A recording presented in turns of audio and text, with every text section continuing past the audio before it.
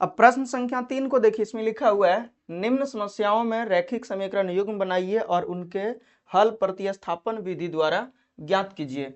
इस 3 नंबर में 6 प्रश्न दिया हुआ है टोटल। जिस तरह से यहाँ पे देख सकते हैं कि पहला प्रश्न लिखा हुआ है, उसी तरह से टोटल 6 प्रश्न दिया हुआ है।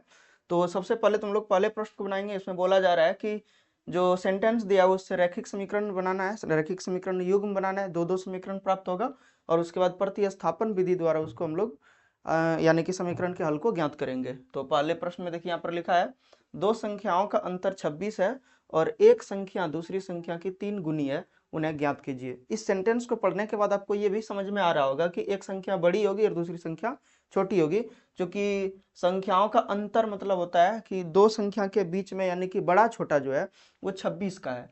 और ये भी बोल रहा है कि एक संख्या दूसरी संख्या के 3 गुनी है, तो एक संख्या बड़ी होगी एक संख्या छोटी होगी, तो यही चीज हम लोगों को मान लेना है, ठीक है। और उसके बाद फिर हम लोग ज्ञात करेंगे। तो सॉल्व लिखना है और उसके बाद लिखेंगे माना कि बड़ी संख्या x एवं छोटी संख्या y है, ठीक है। तो बड़ी संख्या x और छोटी संख्या y मान लिया है। तो यहाँ पर देख सकते हैं कि दो संख्याओं का अंतर है यानी कि 26 है। तो यहाँ पर लिखेंगे अब प्रश्न से, प्रश्न में देखिए बोला जा रहा है कि दोनों संख्याओं का अंतर यानी कि 26 है। दोनों संख्याओं का या संख्या का अंतर 26 है। तो इसका मतलब क्या है कि बड़ी संख्या में छोटी संख्या को अगर घटा देंगे, अंतर का मतलब घटा भी होता है, तो बड़ी संख्या में छोटी संख्या अगर घटा देंगे तो 26 हमारे पास बचेगा। यानी कि हम लोग लिख सकते हैं x माइनस वाई बराबर 26 और इसको समीकरण 1 मान सकते हैं। और अगर मान लीजिए कि इस तरह से आपको ये समझ में ना आ रहा हो तो थोड़ा एक और तरीका है इसको समझने का। जैसे मान लीजिए कि यहाँ पे समीकरण संख्या 1 है और ये संख्या 2 है। दूसरा संख्या और पहला संख्या यहाँ पर देखिए दिया हुआ है, ये पहला संख्या मान लिए और ये दूसरा संख्या, बड़ी संख्या ये है और छोटी संख्या ये है। अब बोल रहा है कि 26 का अगर अंतर है तो इस स्थिति में हम लोग क्या देखेंगे कि ये 26 बड़ा होगा और ये 26 छोटा होगा। अगर दोनों को बराबर करना हो तो छोटी संख्या में हम लोग 26 जोड़ देंगे तो दोनों बराबर हो जाएगा, क्योंकि ये 26 छोटा है तो 26 जोड़ देंगे।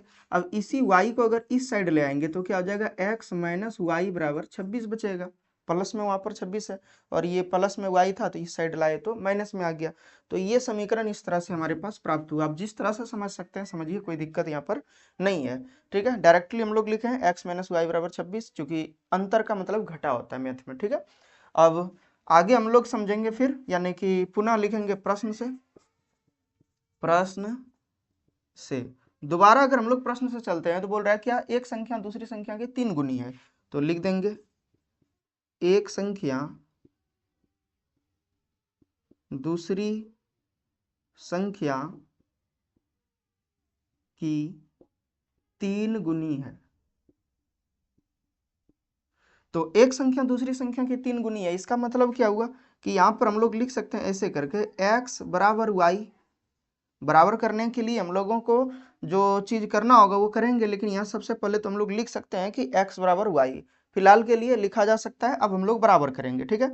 तो ये संख्या बड़ी और ये संख्या छोटी है और इसमें बोला जा रहा है कि जो बड़ी संख्या होगा, यहाँ पे क्लियरली बोला नहीं है लेकिन यहाँ पे हम लोग समझ सकते हैं ऐसे करके कि जो बड़ी संख्या होगा वो 3 गुना पहले से मौजूद है, ठीक है। और ये जो छोटी संख्या है वो 1 गुना है। मतलब अगर यहाँ पे 15 होगा तो ये 45 होगा, सीधा सा बात है, ठीक है। और इसको अगर बराबर करना हो तो छोटी संख्या में हम लोग 3 से गुना करेंगे तो बराबर हो जाएगा। यहाँ पर देख सकते हैं ये 45 है और ये 15 थी, 45 मतलब बराबर हो गया।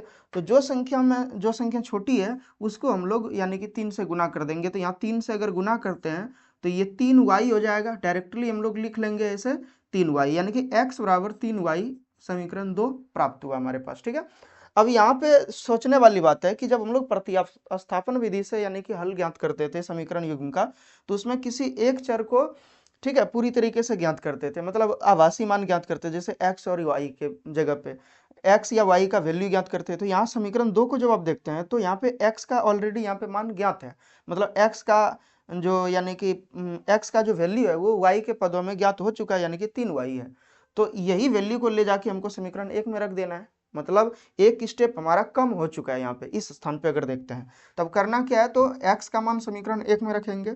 लिखना है अब x का मान समीकरण 1 में रखने पर, तो x का मान समीकरण 1 में रखेंगे तो सबसे पहले तो समीकरण 1 लिखना होगा।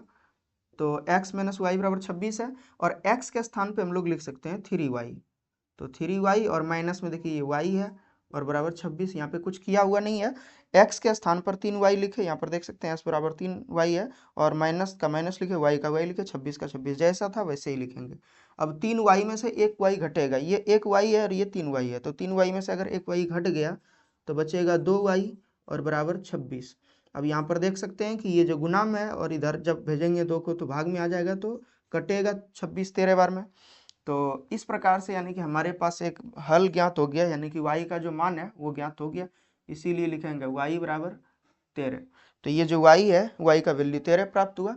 अब हम लोगों को क्या करना है कि समीकरण 2 में जब x का मान ये y का मान रखेंगे तो x का मान ज्ञात होगा, तो लिखेंगे y का मान समीकरण 2 में रखने पर।